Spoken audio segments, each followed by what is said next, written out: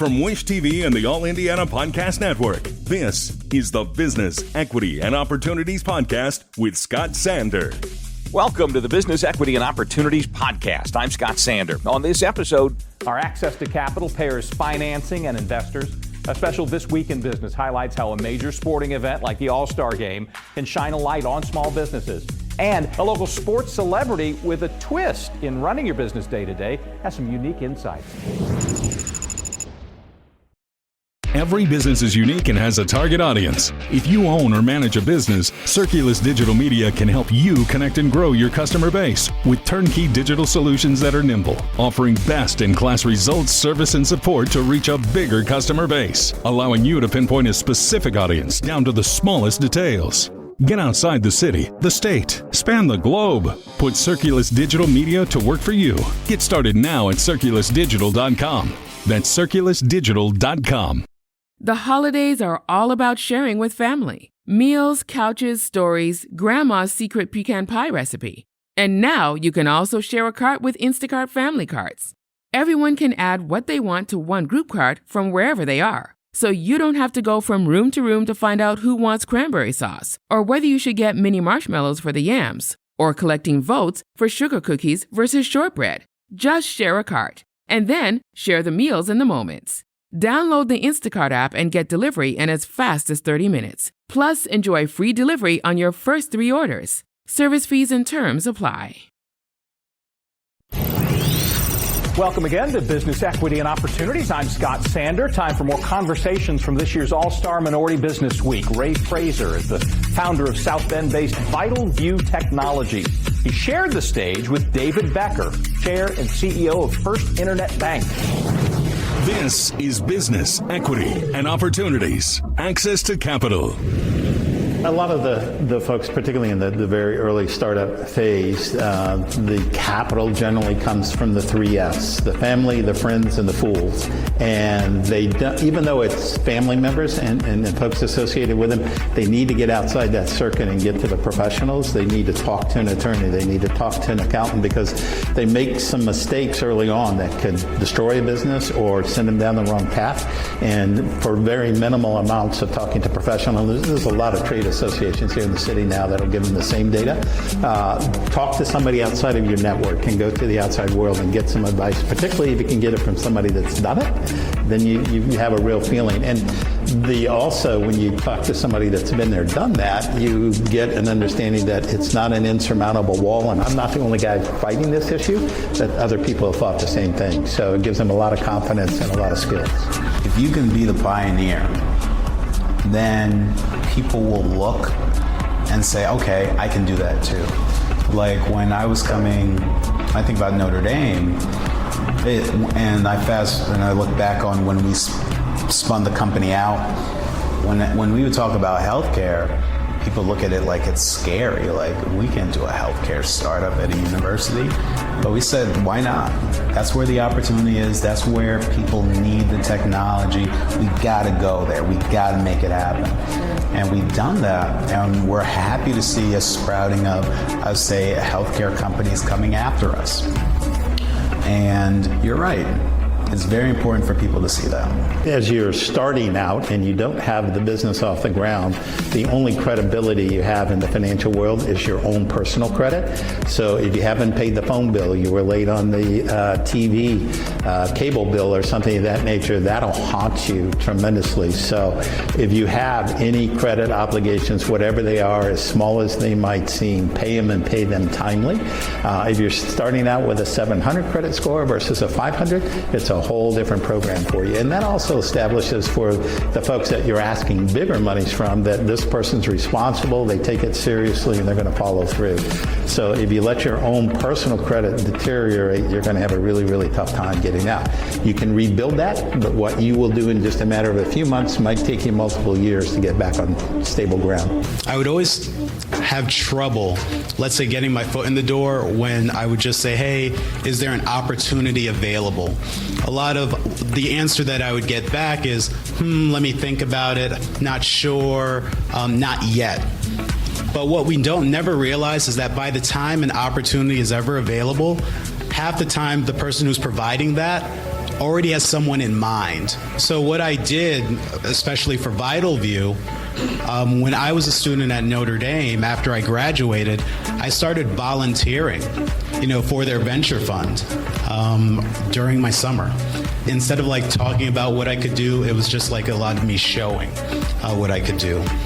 Eventually, that turned into a role with the venture fund, and that also, throughout that time, that also allowed them to build a lot of trust with me. Seeing me in the room day after day, seeing my work ethic, a lot of this is just repetition. So that's the first thing that I'd recommend whether you're trying to get a banker, whether you're trying to get an investor, always try to lead with kind of that servant leadership mentality. How can you help others? And I think a lot of good things will happen. I get the excitement of helping somebody. You can almost see it in their eyes when an idea comes to reality and it sinks that I can really do this. That just sends me over the moon. So I just thoroughly love giving back, helping others do it. And as the gentleman said just before we walked in the room, being an Indianapolis native, it's tremendous to see all the great things happening in my own back door. So that's fantastic. To be able to do what I love, which is innovate on awesome technology, and to be able to get a salary so I can take care of my family at the same time, it's the most. I wake up every morning and I'm like, I'm in a dream world. I'm living my dream, and I think a lot of people are going to have that same feeling. Allison Barber is not only the president and COO of the Indiana Fever, she's also chair of the board of trustees at the Sagamore Institute, well known for connecting ideas with leaders who can make them reality. For example, using the NBA All-Star Game to showcase Indiana minority businesses. This is Business, Equity, and Opportunities. This Week in Business. When you think about basketball and the game, it's one place that brings people together, and it's a great community. And so we bring people together who are fans of the game, athletes in the game, owners of the teams, and business and media partners that make this come to life. And it's a wonderful platform for us to say, the game is so important and exciting, but how do we pivot the game into good? And that's really what we're doing here in Indiana in a lot of different areas. The All-Star Game creates a great venue for people coming from all walks of life. I like to think of it as disparate stakeholders coming from cross sectors. So they could be people in the nonprofit world. It could be, foundations, investors, entrepreneurs, folks in sports tech, of course, with the All-Star Game. But the real magic happens when you get all of those people in one place at one time, talking about how can we establish more intentional connectivity to help young entrepreneurs get access to capital, get access to new customers or customers to test our beta products. And it's really the All-Star Game creates a unique opportunity. Everyone loves to be around, the celebrities, right? The NBA All-Star players. And you have other well-known folks that converge on events like this. And so I think when you get those people in one place at one time, that's where the magic happens. From what I see as someone who's not from Indiana, is the events like this are the right things, right? I think having a diverse room of individuals, of people who may be in need of the advice, but definitely being in a room of people who have the advice and sometimes don't know how and where to give it, I think you're on the right track, right? I think the best thing that happens in cities all around the country is just to make sure that there's a spirit of intentionality, right? Where everyone is in a room, be very intentional about the needs, the asks, the opportunities, and the successes, and making sure that there's a takeaway, right? I always talk about not everyone has the same amount to give, but everyone has something to give. And whatever it is that you can give will be very beneficial to building the right ecosystem in places like Indianapolis. No, I think it's been awesome. I mean, you see the engagement from stakeholders, startup founders, the banking industry, investors, representatives, the whole ecosystem that needs to really come together to create opportunities and change.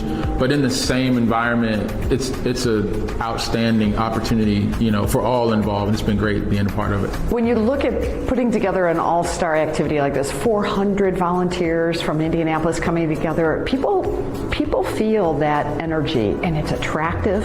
And so I think the more we highlight our opportunities, in the space of diversity, especially, that says sport is great, but look what we're doing for small businesses that we're highlighting throughout the city this weekend. We're packing meals for the homeless, 1 million meals. We're doing a 24-hour meal packing. You've probably been there already. So we're doing all of these activities that demonstrate to the 150,000 visitors to our city this weekend. We're showing that Indiana cares about individuals, and we do it in big ways.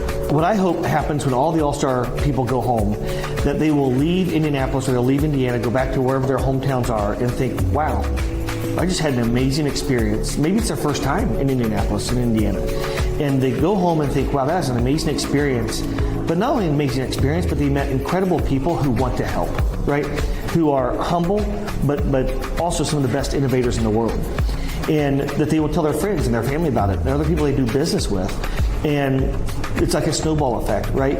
And so the more people that become aware of all the incredible things, the innovation that's happening here in Indianapolis and Indiana, that they will want to start their businesses here, or they'll want to come work for a company here, or maybe they want to live here because of the lifestyle and the cost of living, and they can always jump on a plane and do a 4-hour direct flight to the mountains or to the ocean. I'm so proud of our city and how we come together. You know, we just heard from the commissioner of the NBA, and he said when he goes to other cities, it's work, work, work. When he comes to Indiana, we take time to break bread together. We have a meal with him. We spend time together. And he said it's unique. And when you look at what's happening across all of our sports teams, that we all come together around this moment, it makes me proud of our city in the big way, but it really makes me enthusiastic and hopeful and very optimistic about the future of our city and state when you see that individuals care about our joint success. And so whether it's in the business space or in the community volunteering space or in creating this amazing, spectacular event of basketball at its best, individuals care and not just companies, and that gives us great hope. Time to talk about running your business day to day. This year's All-Star Minority Business Week honored Jalen Smith with a Game Changer Award for the work his Minority Entrepreneurship Institute does to help black entrepreneurs and investors accelerate their vision. This is Business, Equity, and Opportunities. Running your business day to day. I wanted to be an entrepreneur since I was 11 years old. Growing up, when you're growing up in school and you're playing sports from 7 years old, that's when I made the decision that I was going to play in the National Football League. At age 11 is when I decided that I wanted to be an entrepreneur. I've always been very observant.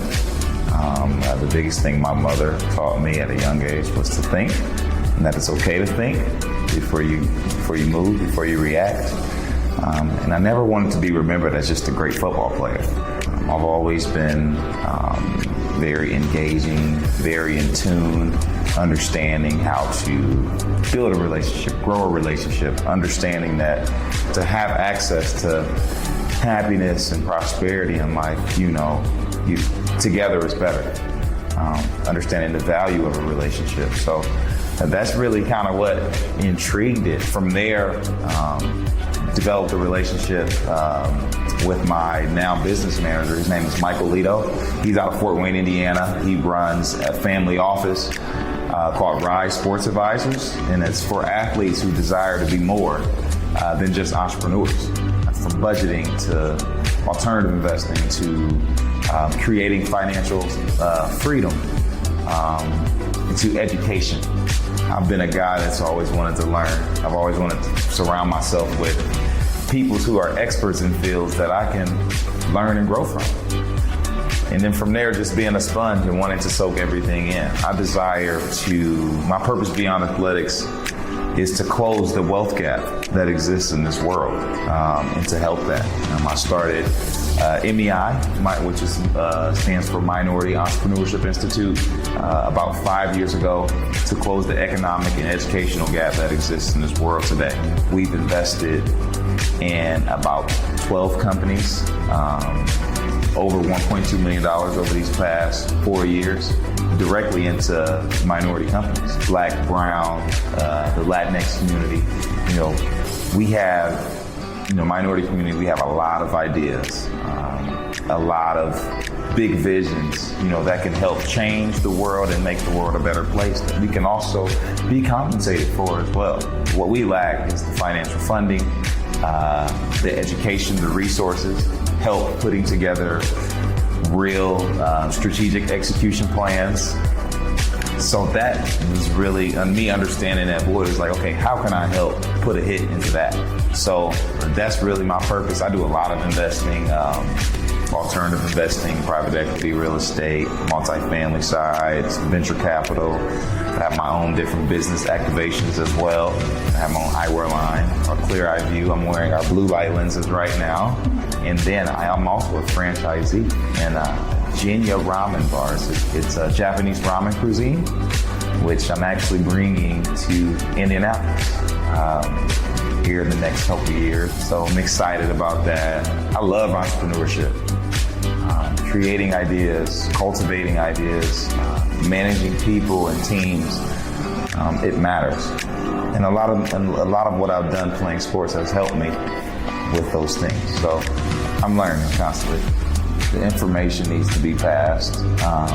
I think there needs to be intentionality on how we pass it.